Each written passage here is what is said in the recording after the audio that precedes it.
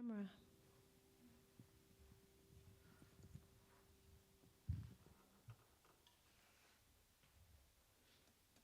Good morning, good morning. I can't help notice what a beautiful day and what great energy we have in here this morning. Let's give ourselves a hand for that one. Woo! Thank you, Lori. That was a beautiful chant. This morning, our topic is embracing the edge. This is our monthly topic. And our last Sunday, this Sunday of the month, is the edge of possibility. Going to the Webster's Dictionary, the word edge means it is coming up against what appears to be the end. A point of beginning or a point of an end or a threshold of change. And that's what I want to talk about. I want to talk about what's going on in the world right now as we navigate some rough waters. I spent last night about 4 hours comparing Mahatma Gandhi and Ernest Holmes. And the three things that I focused on were the definition of spirit, soul, and evil. Because a lot of times in this particular philosophy, we talk a lot about positivity, change your thinking, change your life, and that we are creators. And what's so beautiful about that, I believe, is that it means the biggest choice that we have each moment. We are given choice. And with that choice, we get to fall. We get to make mistakes. We get to discover. And we're at that edge of possibility, where our fears come up, our ego comes up. Are we going to fall? Are we going to chance taking a risk somewhere in love, in work, in any relationship? And it comes back to, I've had some really interesting questions from Marcia in our congregation that has really helped me to really dig a little bit about how we hold evil. Ernest Holmes says evil is not an entity. Evil is not a power outside ourselves. Evil is a choice in our mind. And that choice then becomes what leads us to action, right? The funny thing is that evil, I know when a kid we used to say evil is live backwards, right? Even, I think I first heard that actually from Elijah. But it's like this. There is times where the choices that we have, we're at that precipice of, am I doing this from a place that I know right from wrong and good from bad and things like that? Mahatma Gandhi said, there is truly no wicked people, no man or woman beyond redemption. Jesus said the same thing. He who casts the first stone and who thinks they have never sinned, cast it. Let's look at that for a minute, okay? We could not have redemption. We could not have forgiveness. We could not have grace if we didn't know somewhere inside us that we were given in the spirit of being born to understand what we know is life-giving or life-destroying. Would you guys kind of agree with me on that? So I have worked most of my adult life with people with developmental disabilities. And let me tell you something. There is no difference when it comes to the heart and the mind. None whatsoever. They know when they're being mean. Mean girls and guys know when they're being mean. But they justify it because it's about leaning into the material, leaning into the finite world of image of ego. And one thing that just kicked my butt was this quote from Mahatma Gandhi. When we work on letting our ego die, our soul awakes. When we work on letting our ego die, our soul awakes.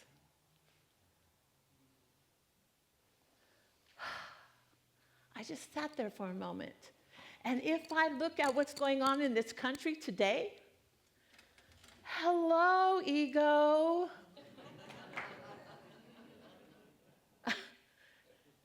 Everything our misguided leader in this country is about what? His ego. And I have been praying him to awaken. But Mahatma Gandhi was saying that the way to do this is to remember what spirit and soul is. And Ernest Holmes also talks about spirit and soul in this way.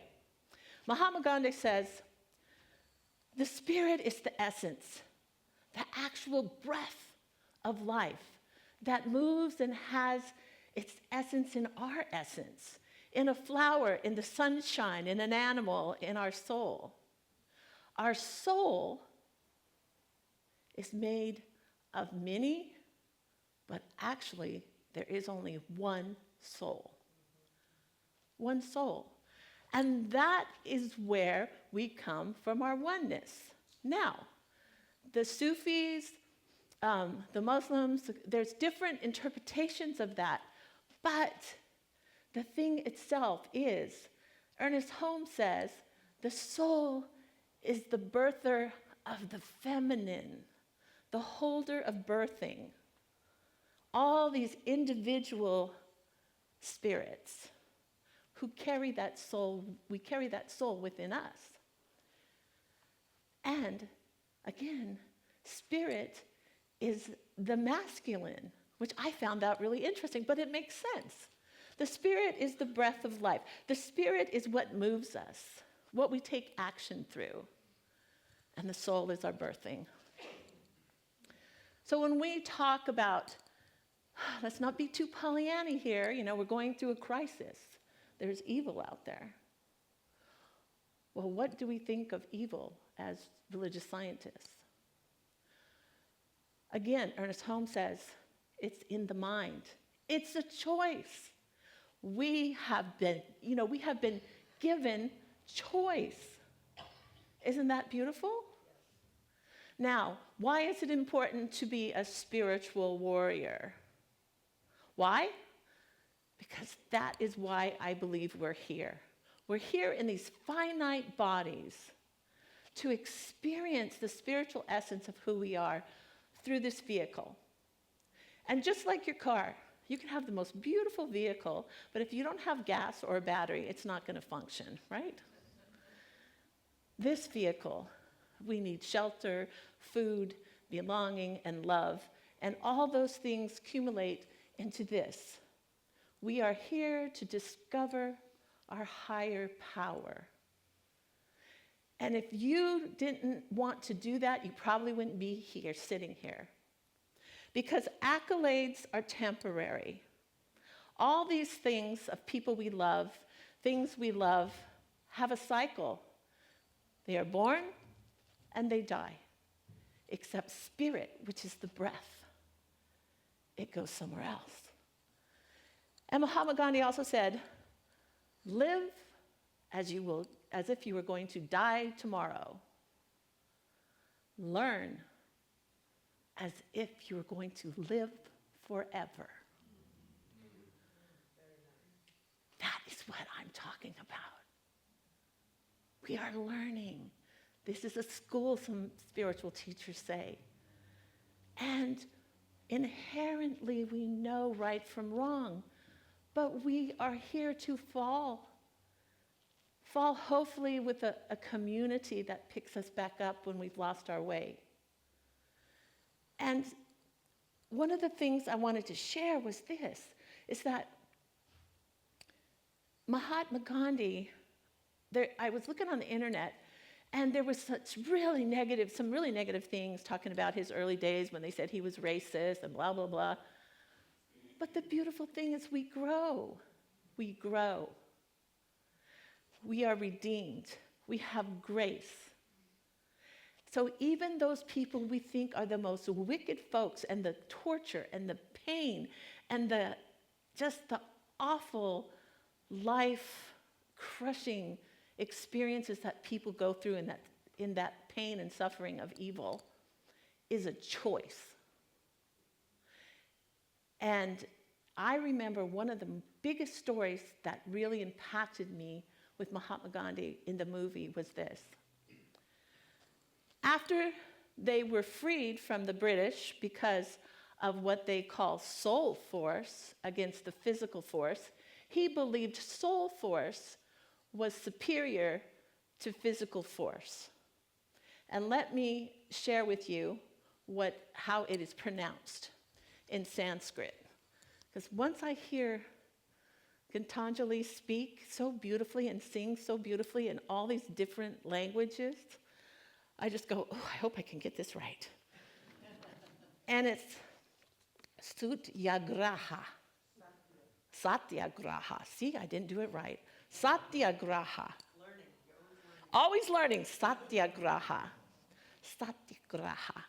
And Satya means truth, and truth is from the soul, and it's soul, truth, force. Agraha is holding firmly to that is your anchor, because that is what connects us to God. And Ernest Holmes says the only prayer we ever need to pray is praying for the sense of separation from our soul, from our God. That's the only thing. For when we remember who we are, then things become in focus. Understanding, wisdom, all those things we're looking for. And we have to be the example. So I want to go back to that story. In the story, true story, Mahatma Gandhi, they had just won their independence from Britain through nonviolence and economic protest. The Hindus and the Muslims started fighting over who was going to control. Never-ending story, as we have choice as human beings. And in that, they started killing one another, dividing the country. And this man, wild-eyed, wild hair, comes rushing past the guards to see Mahatma Gandhi, and he's slowly dying from starvation because he's in protest. And they couldn't hold this man back, and Mahatma Gandhi goes, let him in, let him in. And the man comes in, and he's wild. He goes, Mahatma, Mahatma, Mahatma, I'm going to hell. I'm going to go to hell. Please help me. I'm going to hell.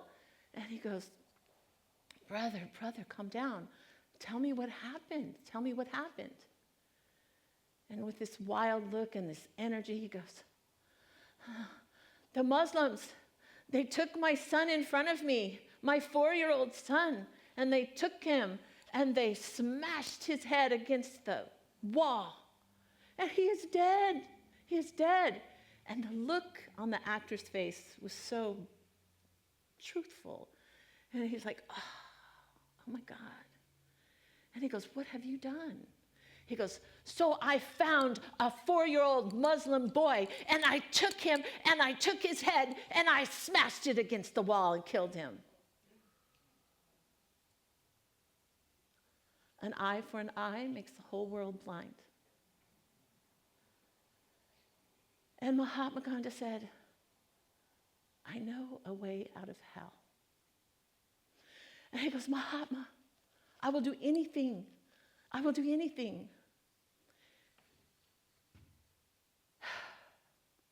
And he tells them, I want you to go and find an orphaned Muslim boy. And I want you to take him in as your own. He goes, oh, Mahatma, yes, oh, Mahatma, of course I will, of course I will. And he goes, but there's one thing. You must raise him as a Muslim.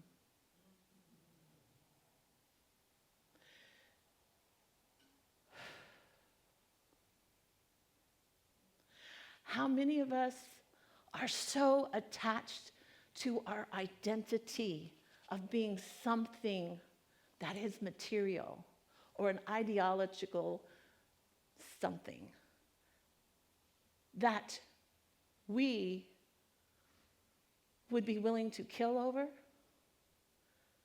Mahatma Gandhi said there is no country, no ideology, no religion that we should kill another over.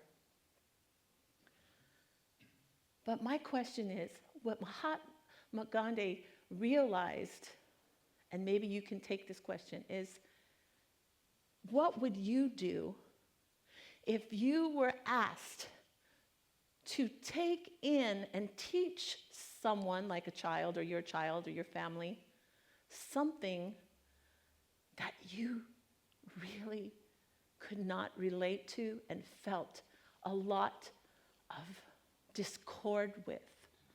What would you do? Would you find a way to manipulate?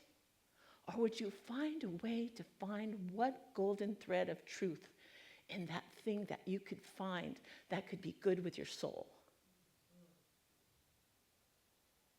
So whenever we're judging and whenever we're looking at things, it can't change from the physical force. It must change from the spiritual essence of our aliveness, our spirit, our mind.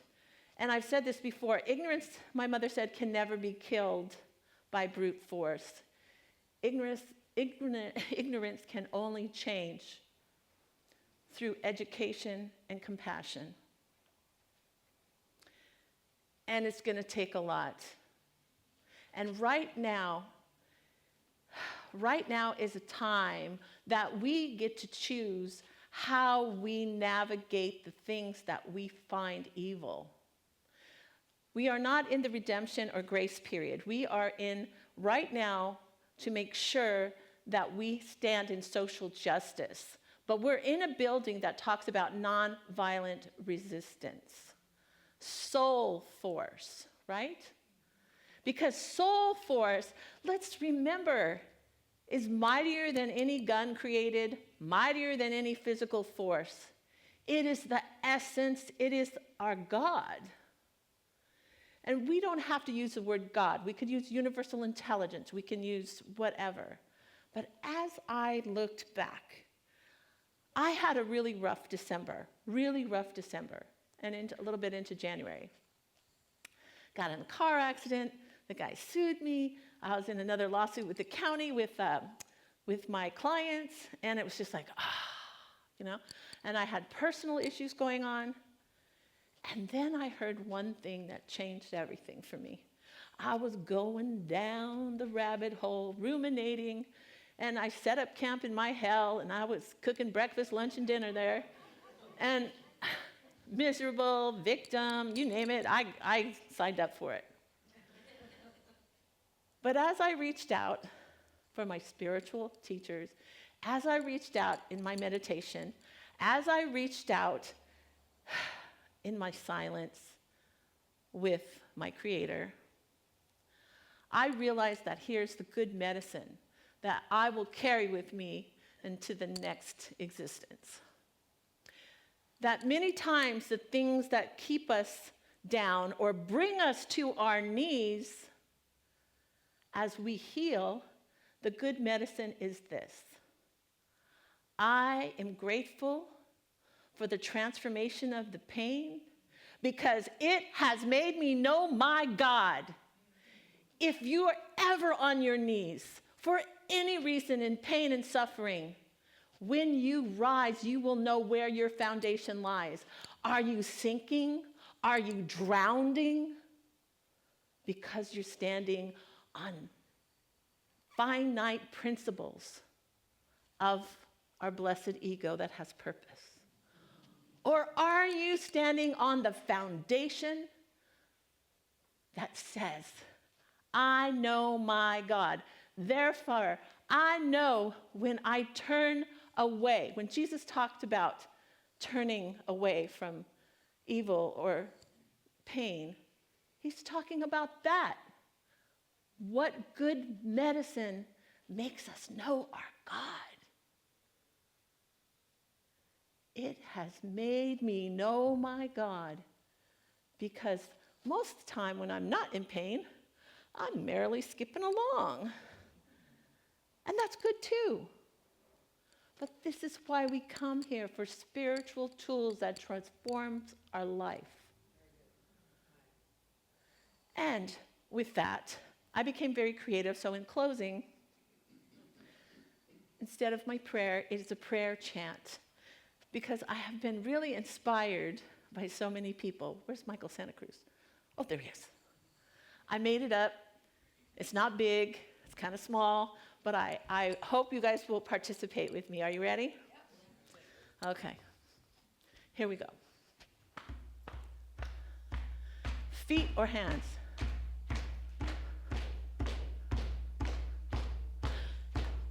Truth to power with soul force.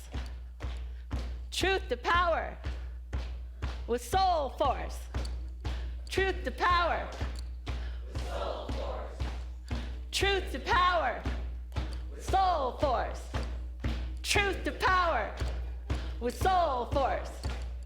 Truth to power with soul force. One more time. Truth to power with soul force. Thank you, and so it is.